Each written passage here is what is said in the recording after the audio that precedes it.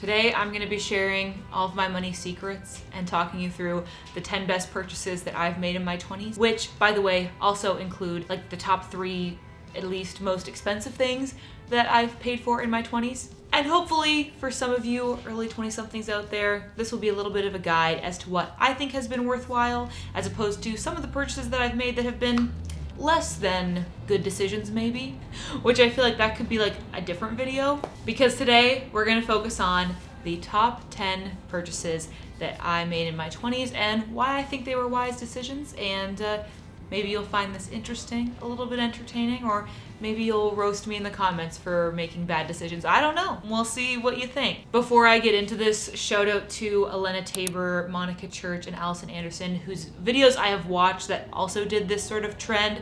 I'm a huge fan of all of their channels. So yeah, go check those out because I enjoyed watching those top 10 purchases I made in my 20s videos, and it inspired me to make this one. By the way, if you are new to my channel, my name is Katie and I post here on YouTube every Tuesday and Friday. Tuesdays I share Instagram tips and on Fridays I share lifestyle videos like this one. And I almost fell off my stool. Okay. The first of my top 10 purchases I made in my 20s, and this is probably number 1. We're just gonna start off with a bang and talk about the most expensive one by far, and also probably the best purchase, and that is my condo, my home, where I live. Because I believe in transparency, I'm gonna tell you how much everything on this list cost, and this one came in at just under $300,000. We paid $295,750. That was our final offer after we found out that we were in like a sort of a bidding war, but not, it was a pretty chill bidding war. Our condo is 500 square feet and it is downtown in like a mid-sized city. By the way, this is all in Canadian dollars. Yeah, depending on where you live, that price could probably get you a 3-bedroom home with a yard, but you know, real estate prices are different everywhere, and this is the city where we live and work and our family is and stuff. At the time when we were house hunting, we were definitely looking at some bigger properties that cost more, but ultimately I felt like we were really fortunate to come across an option that was so affordable, like under budget for us for sure, because it means that we'll be able to actually pay off our mortgage a lot faster. And we really don't need that much space, like 500 square feet, even for both of us living and working from home, it works out. It's totally good. Obviously, I realize I'm super, super lucky and very, very privileged to be able to own a home with my partner, you know, before the age of 25. And it's only because there's 2 of us. We've obviously been fortunate to have a lot of help along the way from our families and stuff like that. I mean, like, we purchased this house with our own money, but I think it's pretty undeniable that, like, you know, my partner had help for university tuition from his parents and stuff like that. So I just think it's important to acknowledge that. The last thing I'm ever gonna say to you in videos about money is that if you just pull up your bootstraps, you can do it too. Like, no, I understand that I'm super, super fortunate. Number 2 is a much more frivolous and definitely less expensive purchase, and that is my Dr Martens boots. I did just purchase these within the last year, but I already know they are gonna be total staples in my wardrobe. They are expensive boots. Cost me like $200, but are super comfy now that I've broken them in. I was thinking about listing my Blundstones in this because they were like my last pair of like all day, every day, everywhere boots. But I did actually buy those as a teenager for a little less money, but like a similar price. And I got like a solid like 8 or 9 years out of those boots. And now I'm kind of retiring them in favor of the Dr Martens because the Blundstones, wearing them all day was starting to make my feet hurt.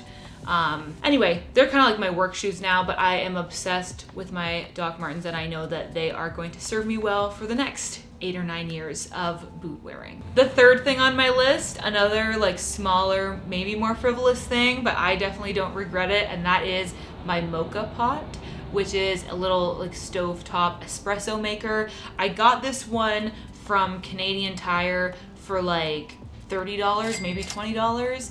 And it has been a game changer for me because it means that I can make my favorite Starbucks drinks at home. I wanted to be able to make espresso at home because I'm not a huge coffee fan. I prefer like espresso, if you know what I mean, rather than like drip coffee, because let's be real, your girl only drinks lattes.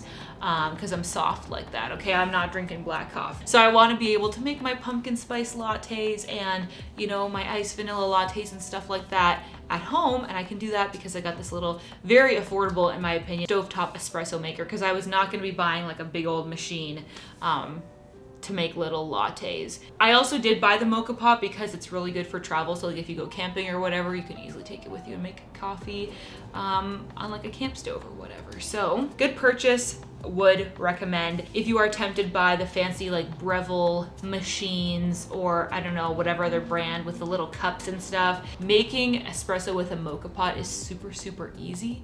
And it only costs $20 or whatever. So okay, going back to the more expensive stuff, number 4 is my bachelor's degree.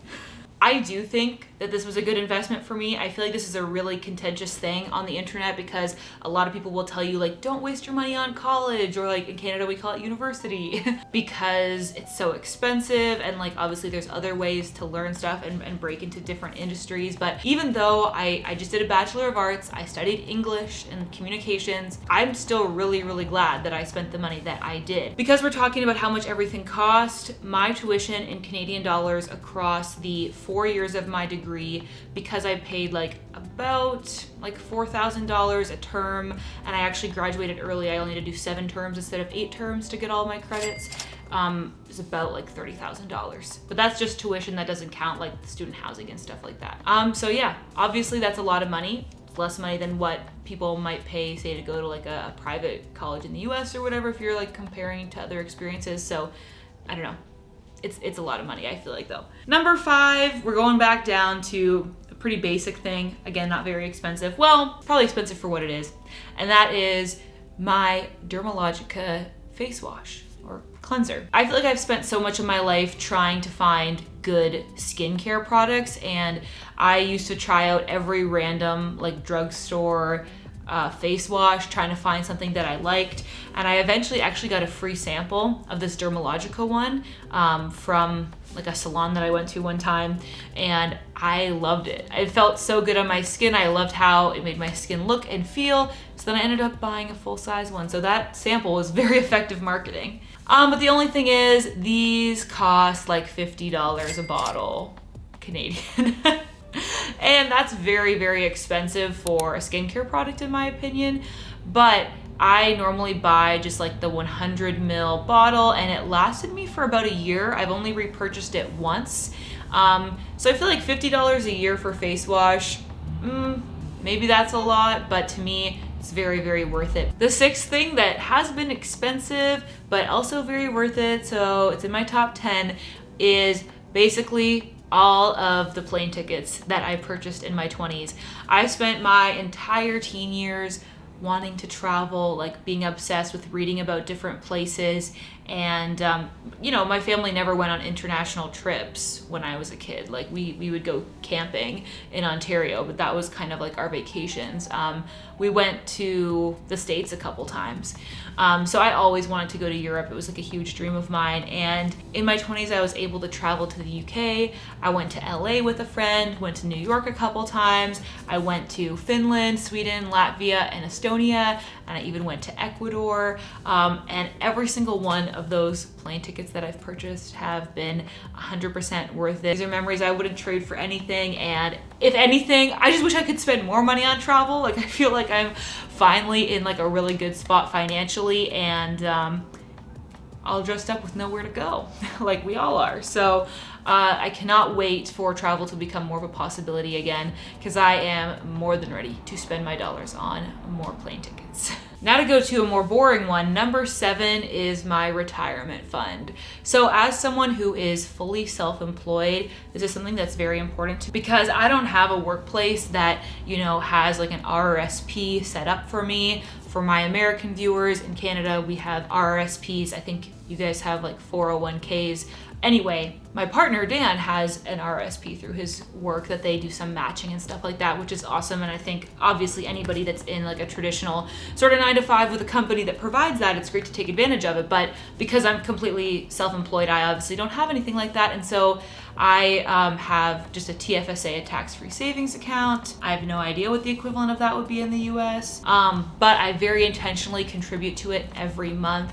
I just like have automatic payments set up, the amount of which has fluctuated during my time as a business owner depending on, you know, what cash flow looks like at any given time. But basically that's sort of how I pay myself, is by like paying to this retirement fund. Okay, now we're getting into the fun stuff. Number 8 is my 25-cent car. This is kind of a funny story. So before like May of 2020, Dan and I were totally carless. Like we didn't own a car. We just lived in our condo, took public transit. We were part of like a local car share program where basically we paid a monthly fee, and then we had this app where we could like book out a car to go and like run errands or whatever. And we're also very fortunate that like Dan's parents live nearby and they would let us borrow a vehicle if we needed to go further afield. So we were very happy not having a car and therefore not paying insurance or anything like that. But then a sort of lucky situation came up where Dan's grandfather decided that he was no longer going to be driving, and he had a car that he would like to sell to one of his grandchildren for just 25 cents.